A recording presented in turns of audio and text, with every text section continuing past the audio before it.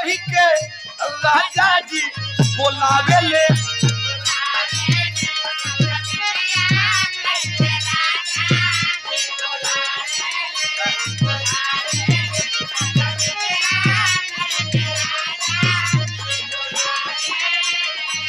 मलकिनिया कही के हमरा के बोलावे ले, बोलावे ले।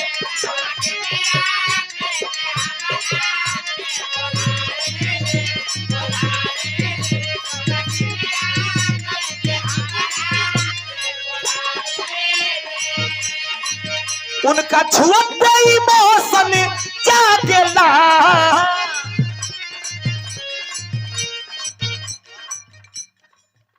इतना सुंदर मंच देने के लिए बहुत बहुत कोट कोट बंदन है। का नाम है?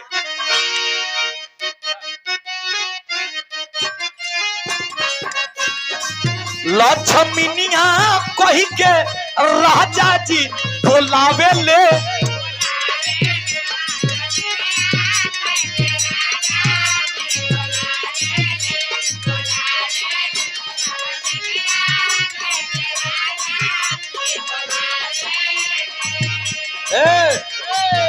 अरे बनल चाहती श्रीमती,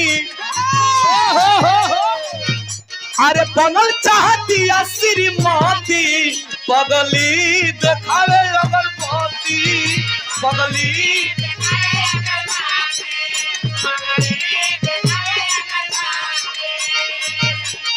बनल चाहती श्रीमती। अरे मान ले ले पिया हमके पाती, अरे मान ले ले पिया हमके पाती, पगली देखावे।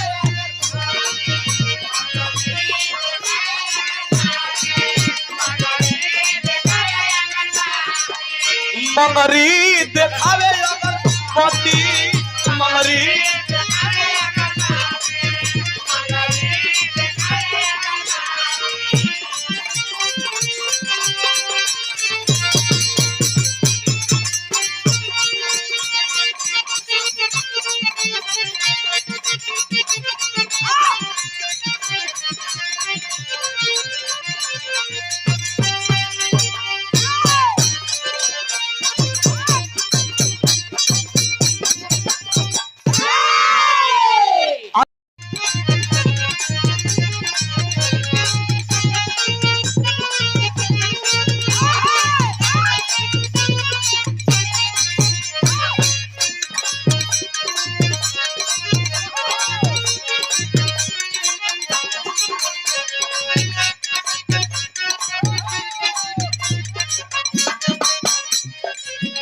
ए घड़ी बड़ा वायरल चलता।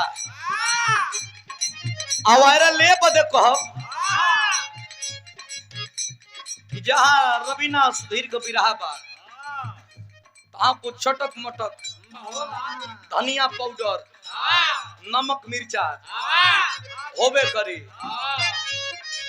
फूल गोभी को भी पात गोभी उगता।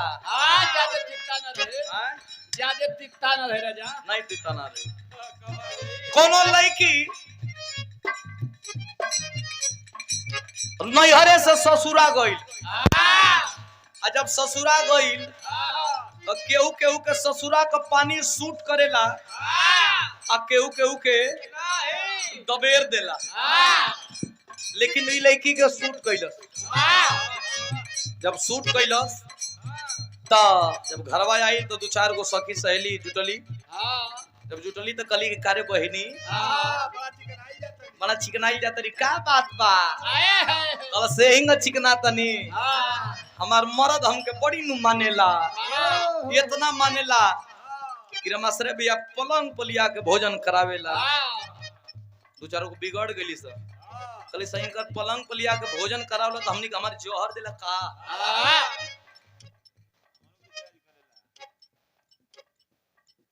का लगतारू का कहे? पहले से गईलू चिकना है सावर गोरिया,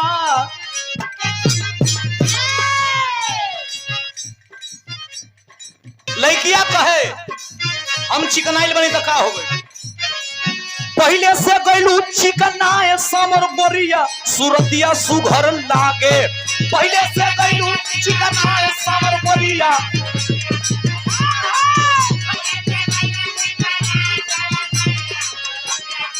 ए हेलो हेलो हेलो पहले से गइलू चिकनाए समर गोरिया सूरतिया सुघर लागे